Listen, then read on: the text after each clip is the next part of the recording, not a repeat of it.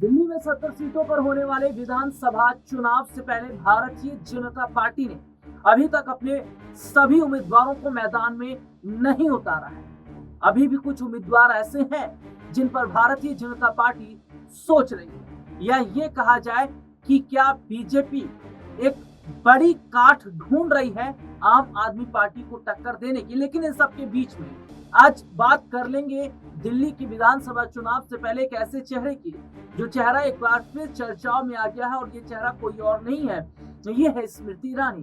BJP की कद्दावर नेताओं में एक माने जाने वाली स्मृति ईरानी को जब से अमेठी से झटका लगा, उसके बाद स्मृति ईरानी मीडिया से गायब हो गई थी। उसके बाद स्मृति ईरानी ऑन कैमरा आ ही नहीं रही थी और ना कोई बड़ी प्रेस कॉन्फ्रेंस कर रही थी। यानी कि बहुत बड़े हद तक उन्होंने बहुत सारे ऐसे मुद्दे जिनसे खुद को दूर बना लिया।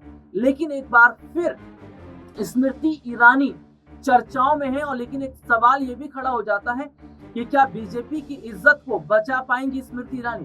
क्या प्रधानमंत्री नरेंद्र मोदी के विश्वास को कायम रख पाएंगी स्मृति ईरानी? और क्या अगर दिल्ली चुनाव में भी स्मृति ईरानी का पत्ता या डब्बा गोल हो गया तो क्या उनकी राजनीति पर ब्रेक लग जाएगा? जी हाँ, दरअसल अपने दर्शकों को बता दें कि खबर है कि बीजेपी स्मृति ईरानी को दिल्ली कैंट या ग्रेटर कैलाश से उतारने की तैयारी कर रही है। हालांकि अभी मंथन का दौर जारी है और चर्चाएं चल रही, लेकिन एक सवाल ये भी खड़ा हो जाता है कि अगर दिल्ली की जनता ने भी स्मृति ईरानी को नकार दिया तो क्या बहुत बुरा हाल स्मृति ईरानी का हो जाएगा।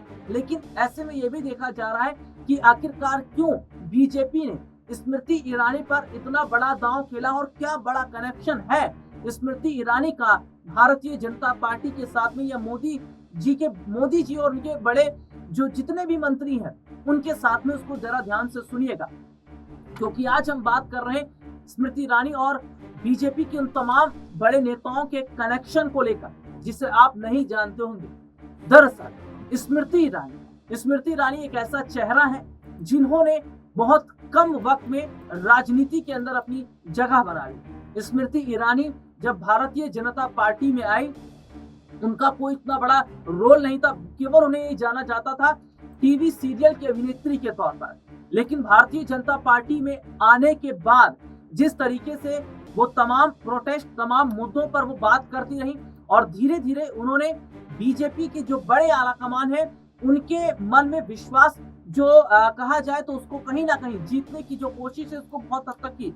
और यही वजह है कि सबसे बड़ी बात, स्मृति ईरानी अक्सर मीडिया में तब तक चर्चाओं में रही हैं जब तक उन्होंने तमाम ऐसे मुद्दों को ना सिर्फ उठाया है, बल्कि ये भी देखा जा रहा है कि सरकार की खामियों को छुपाने की कोशिश भी स्मृति ईरानी ने इस तरीके से की है कि जैसे वो सच बोल रही है। यानी कि स्मृति ईरानी जब तक केंद्रीय मंत्री के पद पर थी और जब तक वो अमेठी से सांसद थी तो उनकी जुबान पर एक ही नाम होता था, वो था गांधी परिवार का। इसके अलावा भारतीय जनता पार्टी के तमाम ऐसे झूठ, तमाम उन आरोपों पर उन्होंने लीपापोती करने का काम किया जिन आरोपों पर सरकार गिरती रही है।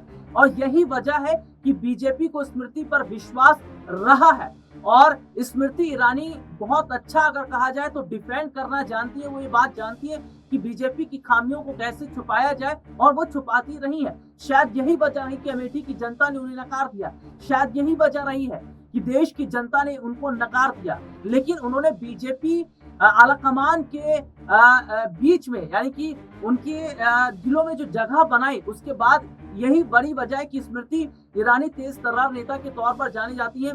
और एक ऐसे वो अगर कहा जाए तो महिलाओं में उनकी जो है गिनती होती है जो कहीं ना कहीं हर मुद्दों को बहुत कहा जाए तो अलग तरीके से उठाती है, और सड़क से संसद तक चीखना चिल्लाना ये स्मृति की पुरानी आदत रही है।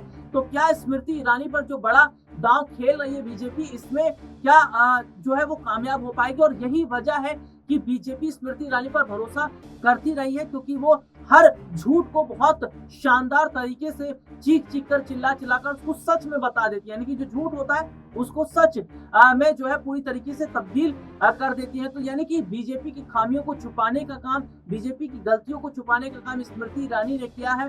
बेबाकी से उन्होंने सरकार की गलतियों को छुपाकर जनता पर ही आरोप लगा, और इसीलिए ये सब वजह है कि बीजेपी का स्मृति से खास कनेक्शन है, लेकिन ये देखना होगा कि क्या दिल्ली चुनाव में उन्हें बड़ी सफलता मिलेगी या दिल्ली की जनता उन्हें नकार देगी। आज के लिए इतना ही, आपसे फिर दोबारा मुलाकात होगी, तब तक ले जा दीजिए, नमस्कार।